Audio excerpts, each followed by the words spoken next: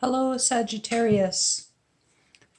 This is your 3-card spread for the week starting January 19th, 2020. I had a bit of a hiccup with my first round of reading videos as my son's birthday was yesterday, so I was pretty busy and then tired and getting used to the whole creating videos and uploading them on YouTube is takes the tried and true, all of the effort. So yeah, just learning as I'm going. And it's really exciting though. I am using Lynn V The Power Deck for my readings. It's an oracle deck, so it's not a tarot deck. However, it can be used in tarot-like readings. And the deck is used for spiritual and personal growth. It's wonderful for gaining insight into our lives according to shamanistic tradition. Works with the medicine wheel, the 4 cardinal directions, and the teachings of the north, east, south, and the west. The north is the place of the spirit, the east is the place of the mind, the south is the direction for the physical, and the west is the direction for the emotions. And for your reading, I can see right off the bat that you may be in a place that is more spiritual in nature right now because 2 north cards came for you. Your first card represents your situation, your second card represents your challenge for the week, and then your third card is your guidance. And when we see 2 of the same directional cards come up for a reading, 2 or more, then we know that the opposite direction is where work needs to be done. So for you right now, you need to be working a little bit more on your physical for your wheel to maintain balance this week. So do what you need to make sure that your physical is good. So get proper rest and stay hydrated. Hopefully you're eating well and taking care of yourself in the way of getting fresh air and maintaining some exercise to help you along this week. So for your first card, we have this beautiful card here, which is impeccability.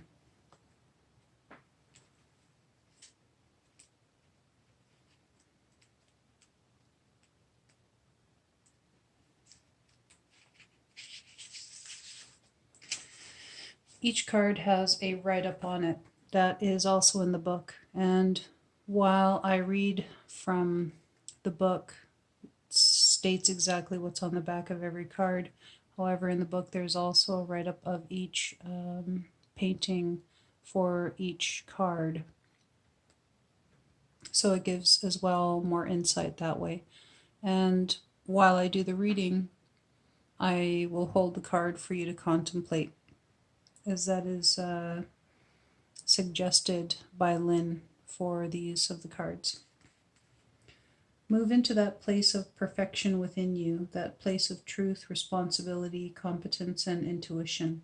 Collect your discipline like a Buddha meditating in a garden of snow. Impeccability is an area of strength that continues to flame within, maintaining your power and intent. This flame burns in your center always, indicating the level of your capabilities and your effectiveness in bringing events into being. Impeccability is tended by the attention of your sacred witness, that person within you who constantly observes the target. Gather your power with impeccability, with the intensity of a rubber band pulled and held at its breaking point, and focus your intent for the job about to be done. The painting is entitled The Bright Dance. A snow Buddha demonstrates the centered shaman spirit within the stillness of a winter garden as two cranes dance nearby, displaying the innocence and harmony of the sacred spiral within all life. Stoic and grounded, the stones of wisdom speak to this ancient memory which is retained within Mother Earth. Impeccability implies male action in the world, but before there can be movement outward as an explosion into the world, there has to be the impeccable feminine receptivity and stillness within one's being. Then there is true power and intuition within the warrior. Impeccability is in the north. Hibernation and winter imply a time of gathering and going within, a time of letting go of what you do not need, so that you can be unhampered as an impeccable warrior of spirit.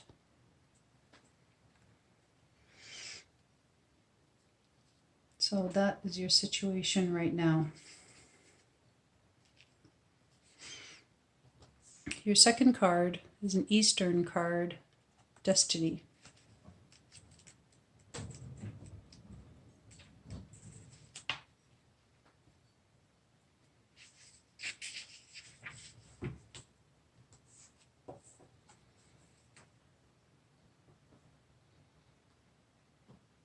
Your active power is the key to your destiny, like a sacred flute player enticing your truth of spirit out into the light of day. Own your power, because you are made of power.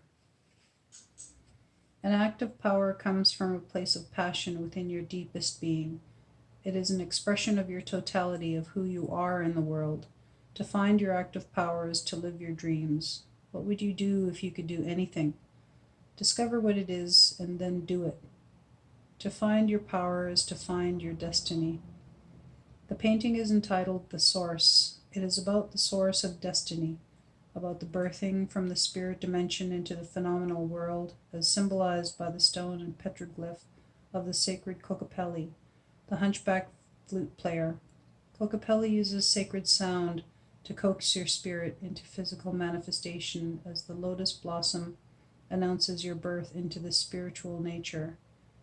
Announces your birth into your spiritual nature, your true destiny. This is an endeavor of the East because destiny, when found, exemplifies your illumination. So this was your challenge.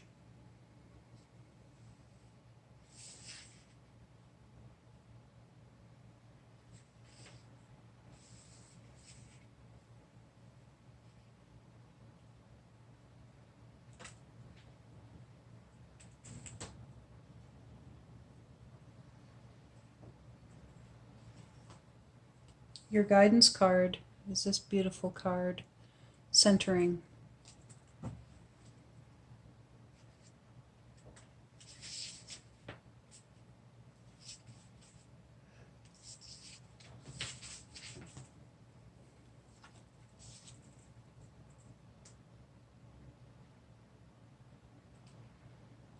Never leave your center. Count your bad points as well as your good. What is good and what is bad are most often purely relative. If you sense a weakness within yourself, explore it. It may become the source of your greatest strength. As you sit like a sacred Buddha amid the pandemonium of your life, always remember that the situation or person who has the ability to upset you the most, to pull you off your center, is your greatest teacher in the process of centering. Remember that a focus on negativity can become your addiction. When you center yourself in your power, you release your need for constant distraction from your center. The painting is entitled The American Buddha. Centering is one of the most important aspects of your training on your path to power.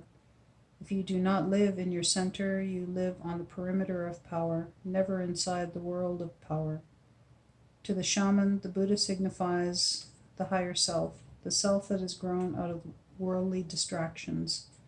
The fact that the Buddha is sitting in meditation in the center of a busy city implies that you ascend to the world of spirit and the higher self through centering, meditation, and a focus on the inner world. There is a city of activity around each of us, a constant assault on the senses. By focusing on your inner self and staying centered, you can transcend daily distractions and avoid attaching to them. You simply witness them as they whirl around you. Centering is a North card because it takes strength and wisdom to stay centered through the various tests of power. Looking at your problems as tests of power rather than personal assaults will help you to understand the teachings of the North.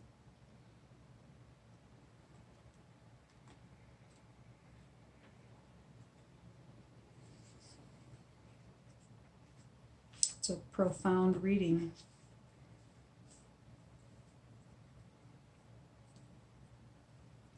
And so, as I mentioned earlier, because there were two North cards pulled for you, that signifies that you're in a place of spirit at the moment, and it is advisable to utilize the teachings of the South at this time. So